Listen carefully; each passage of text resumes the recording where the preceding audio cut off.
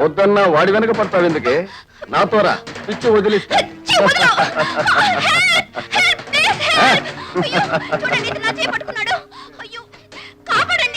చాలేవమ్మా, పొద్దున మేమే దొరికామా నోట్లో వేలేసుకునే విధానం.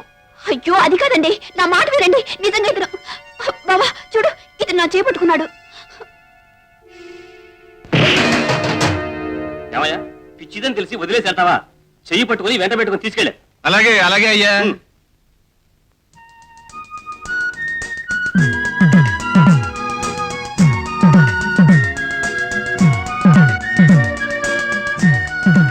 రాణిగారు, కారు స్టార్ట్ చేసి ఇంకింటికి వెళ్ళండి. నా పేరు రాణి కాదు, రాధా. రండి, మిమ్మల్ని డ్రాప్ చేసి పెడతాను. అలాగే.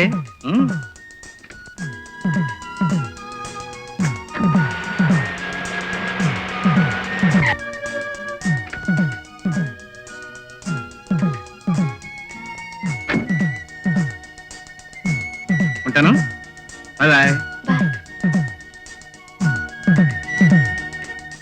వదలండి, నన్ను వదలండి. నా కొడుకు నా కాళ్ళ ముందే చచ్చిపోతుంటే నేను చూస్తూ బ్రతకలేడు. నేను చచ్చిపోతాను. రాము, ఏం జరిగిందిరా? గురు, ఈ ముసలాడు కొడుకు ఈవేళ ఆపరేషన్ అంట. పాపం గుండె ఆపరేషన్ చేస్తే గానీ బతకంటున్నారు. చేతిలో చిల్లు కావలేదు అందుకని. అవును బాబు, అయిన వాళ్ళందరినీ అడిగాను, లేవన్నారు. ఫ్యాక్టరీలో మేనేజర్ గారి కాళ్ళ మీద పడ్డాను. బతికినంత కాలం రుణం తీర్చుకుంటానని చెప్పాను, లేవన్నా. నన్ను ఇంకేం చేయమంటావు బాబు? అందుకని ఆత్మహత్య చేసుకుంటావా? ఇంకేం చేయమంటావు బాబు? అటు చూడు బాబు, నా కోడల ముఖం చూడు, కాలేదు. పసితనంలోనే పసుపు కుంకుమ పోగొట్టుకొని అది ఇంట్లో తిరుగుతూ ఉంటే చూస్తూ నన్ను ఎట్టా బతకమంటావు బాబు? మిస్టర్ వేణు, కొంచెం చూడండి. మీకోసం ఊరంతా తిరిగి వస్తున్నాను. ఇదిగోండి 10,000. ఇది ఆ ముసలానికి ఇచ్చి సహాయం చేయండి. అక్కర్లేదు. ఏ, ఉన్నవాళ్ళ డబ్బుతో పేదవాళ్ళ జబ్బులు బాగుపడవా? అరే, అది కాదు. ఐరన్ సేఫ్ పగలగొట్టి కాదు, దేవరాజ్ కంపెనీ ఛాలెంజ్ ఎదుర్కొని త్వరతరంగా ఐరన్ సేఫ్ ఓపెన్ చేసి డబ్బు సంపాదించాను. వస్తాను. మీలాంటి డబ్బున్న వాళ్ళకి మనసు కూడా ఉంటుందని ఇప్పుడే తెలుసుకున్నాను. Thank you.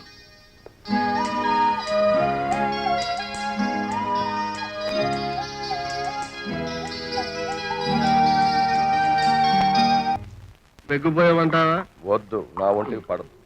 సారా తాగబట్టే రాక్షసుల మెదళ్ళు ముద్దుబారిపోయి దేవతల చేతుల్లో ఓడిపోయారు. మరి వాళ్ళు తాగేవారుగా? వాళ్ళు తాగేదాన్ని అమృతం అంటారు. స్పెల్లింగ్ తేడా ఉంది తెలుసుకో. గాంధీ సారాలు అమృతం అన్నమాట. శోభన పెళ్లి కొడుకులా కళకళలాడిపోతూ ఉత్సాహంగా వచ్చో ఏదో విశేషం ఉండే ఉంటూ సెలవి. 1,00,000 రూపాయలకి బేరం తెచ్చా. చచ్చా, ఇంద్రభవనంలో ఉండేవాడు వేరుశెనక్కాయలు బేరం అన్నట్టు ఇంత చీప్ బిజినెస్. మరి ఏం చేయమంటావు? ఆ గంజానాబు గోల్డెన్ కార్డుల గురించి కనుక్కోమంటే కనుక్కో. అది కాస్త మనం పట్టుకుంటే ఇలాంటి చిల్లర బిజినెస్ మానేసి కోట్లకు పడిగెత్తొచ్చుగా. నిజమే రాంబాబు, కానీ కుబుసం విడుస్తున్న పాముక లోకం మసకగా కనిపించినట్టు ఇప్పుడిప్పుడే పైకొస్తున్న మనకి అప్పుడే అలాంటి స్థావరాలు కనిపించవు రాంబాబు. ఇంతకీ ఆ బిజినెస్ ఏమిటో చెప్పు. ఏం లేదు, సెక్రటేరియట్ నుంచి ఫైల్ సంపాదించిస్తే మనకు 1,00,000 రూపాయలు. ఆపు, ఫైల్ నంబర్ 7 తీసుకురా.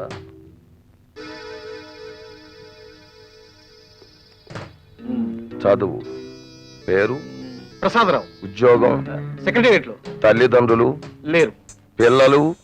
భార్య గర్భాశయం తీసేయడం మూలంగా పిల్లలు పుట్టే అవకాశం లేదు. చిచ్చి, ఏ సెంటిమెంటల్ స్విచ్ లేని ముద్రస్టప్ కేసు మన ఫైల్లోకి ఎలాగొచ్చింది? అలా ఆవేశపడకు, కిందకి పోని. ఓ అమ్మమ్మ, స్విచ్ దొరికింది. వీడికో ముద్దుల తమ్ముడు ఉన్నాడు, కాన్వెంట్ లో చదువుకుంటున్నాడు. మరి ఇంకే, స్విచ్ నొక్కే 1,00,000 తెచ్చేయి. ఓకే.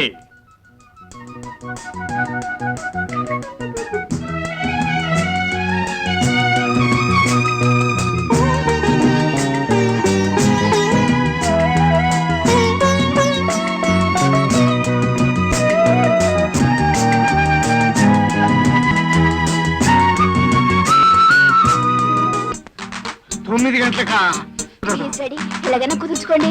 కుదరదు, నాకు కుదరదు. నాకు ఇలాంటి నచ్చు. నా కోసం డాడీ. నీకోసం అయితే ఓకే, కానీ వాడి కోసమే. అందుకే కుదరదు. 9 గంటలకు 10 గంటలకు వెళ్ళండి. 10 గంటలకు మరో ముఖ్యమైన పని ఉంది. అంతేనా? అంతే. అంతేనా? అంతే. ఏడవకమ్మా, ఏడవకమ్మా, ఏడవ తల్లి. నువ్వు చెప్పినట్టు వింటాగా. నిజంగానా? నీతో అబద్ధం ఆడతానా? Thank you daddy. అది సరే, ఆ కుర్రాడి పేరు అడ్రస్ ఏమిటన్నావు? ఉండేది కొంచెం ఆయాసంగా ఉంది. చేస్తావా? గురు మళ్ళీ ఎప్పుడైనా చేస్తావా? ఎప్పుడు చేస్తావా? చేస్తావా? ఇంకెప్పుడు చేయను గురు. కొత్త గురు ఇంకెప్పుడు చేయను గురు. ఏం జరిగింది బాబు? ఇదేనా రౌడీపేట? వినపడిందంటే డొక్క చీరెత్తాడు. సరే గాని వేణు అనే కుర్రాడు వేణు కాదు, వేణు బాబు. అందరూ బాబులు గాడు అంటారు. అదే అతను ఇక్కడే ఉంటాడా? ఉంటాడేమిటి, ఆయనే వేణు బాబు. బాబులు గాడు. ఇతనా? ఏం చేస్తుంటాడు? పచ్చి మాంసం కిలో లెక్కన మింగేస్తాడు. పచ్చి నీరు లీటర్ లెక్కన తాగేస్తాడు. చేస్తావా? మళ్ళీ తప్పుడు పని చేస్తావా? చేస్తావా? అలా గుడ్డును బాధినట్టు పోతావు. తప్పు చేశాడు కనుక పోరా. మళ్ళీ ఇలాంటి తప్పుడు పనులు చేసావో చర్మం తీసి ఎండేస్తాను రా. అదేమిటయ్యా, మనిషి అన్నాక తప్పు చేయరేమిటి? అలా అని చెయ్యి చేసుకుంటావా? రేపు నువ్వు పెళ్లి చేసుకోబోయే పిల్ల తప్పు చేసిందనుకో, ఇలా కొడతావా? కొట్టడం కాదు, నరికి పోగులు పెడతాను. అంటే చంపేస్తావన్నమాట. అయినా ఈ వివరాలన్నీ నీకెందుకు? అసలు నువ్వెవరు? ఇక్కడికి ఎందుకు వచ్చావు? బుద్ధి గడ్డి తిని వచ్చాను. చాలా చాలా ఎడవయ్యా. కుదరదు. కాళ్ళ మీద పడ్డా వేళ్ల మీద పడ్డా ఆ కుర్రాన్ని క్షమించడం కుదరదు. అది కాదు డాడీ, మీరెవరూ తిరిగిపోబట్టే అలా ప్రవర్తించాడేమో. తెలియని వాళ్లతో మర్యాదగా ప్రవర్తించిన వాడే పెద్ద మనిషి అమ్మా. వీడవుడు ఒట్టి పోకిరి. ఓకే. షూ. డాడీ, అది కాదు డాడీ, మీరు తెలియక అలా అనుకుంటున్నారు. కావాలంటే అతని గురించి చుట్టుపక్కల కనుక్కొని చూడండి. ఇవన్నీ నాకు పెట్టక ఆ పనులని నువ్వు చూసుకో. నేను కనుక్కున్నాను డాడీ. ఏమన్నారు? చాలా పెద్ద మనిషి అని చెప్పారు డాడీ. అయినా నువ్వు చెప్పేది నేను వినడం ఏమిటి? కుదరదు. నువ్వు ఏది చెప్పినా ఈ పెళ్లికి నేను ఒప్పుకోను. అంతేనా? ముమ్మాటికి అంతే. అమ్మా!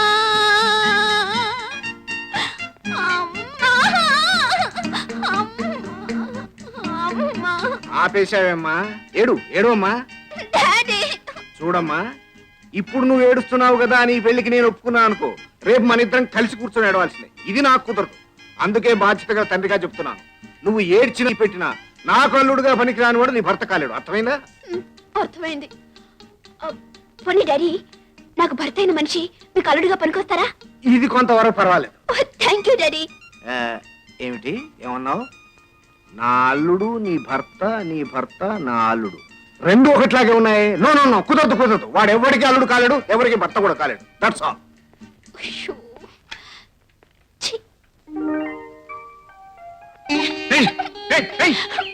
ఏమిటిది? కౌగిలించుకోవాల్సిన చేతులతోటి ఇల్లి గజ్జాలు దిగుతున్నావా? లేకపోతే ఏమిటి, మా నాన్నగారిని పంపిస్తున్నాను చాట్లాడమని చెప్పానా? చెప్తావు కానీ ఆయన రాలేదే. ఎందుకు రాలేదు? వచ్చారు, నీ రుద్ర ఈ రూపాన్ని చూశారు. ఎప్పుడబ్బా? ఎప్పుడా? వాళ్ళెవరినో నువ్వు ఉతికేస్తున్నావంట. అప్పుడు సత్యం అంటే ఆ సూట్ వేసుకున్న ఆయన సాక్షాత్ మా నాన్నగారే. అల్లుడు గారు వీరుల్లో ఉన్నాడన్నారా? అచ్చం రౌడీలాగా ఉన్నాడు అని చెప్పారు. ఆయనకేమైనా కళ్ళ జబ్బా?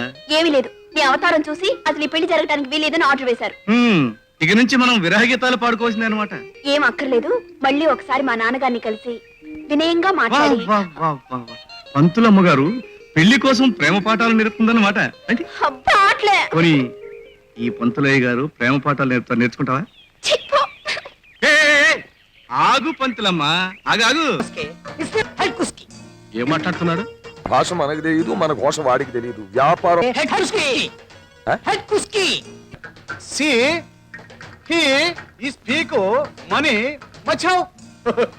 సర్లే రాంబాబు, ఈ బాపతి ఇంగ్లీష్ వాళ్ళని ఇబ్బంది పెట్టడం కంటే శుభ్రమైన తెలుగు మంచిది. తెచ్చిస్తాం. ఎంత ఇస్తారు? నువ్వు కామా? ఇస్కి ఇచ్ కుస్కి హెచ్ కిస్కి హెచ్ కిస్ వాడు విస్కీ అడుగుతున్నాడు. ఇది వచ్చి విస్కీ. ఏదో మాట్లాడు. కచ్చి పుచ్చి మూకే.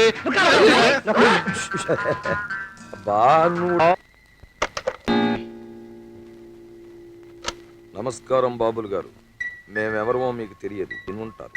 మాట వినకపోవడం వల్ల అతని తల్లిని బూడిదగా చేసిన పెద్ద మనుషులం మేమే. ఇప్పుడు నీతో అవసరం వచ్చింది. అందుకే నువ్వు ప్రాణానికి ప్రాణంగా చూసుకునే రాతను ఎత్తుకుపోయావు. సురక్షితంగా ఇంటికి తిరిగి రావాలంటే నువ్వు కవర్లో ఉన్న ప్లాన్ ప్రకారం డైమండ్స్ మాకు తెచ్చివ్వాలి. లేకపోతే నీ రాత, అందమైన నీ రాత బూడిదగా మారిపోతుంది. అర్థమైందిగా? నువ్వు ఒప్పుకుంటే ప్లాన్ ప్రకారం డైమండ్స్ తెచ్చి ఊరు చివర మామిడి తోటలు అందజేయి. అవి మా చేతికి అందిన అరగంటలో రాత ఇంట్లో సురక్షితంగా ఉంటుంది.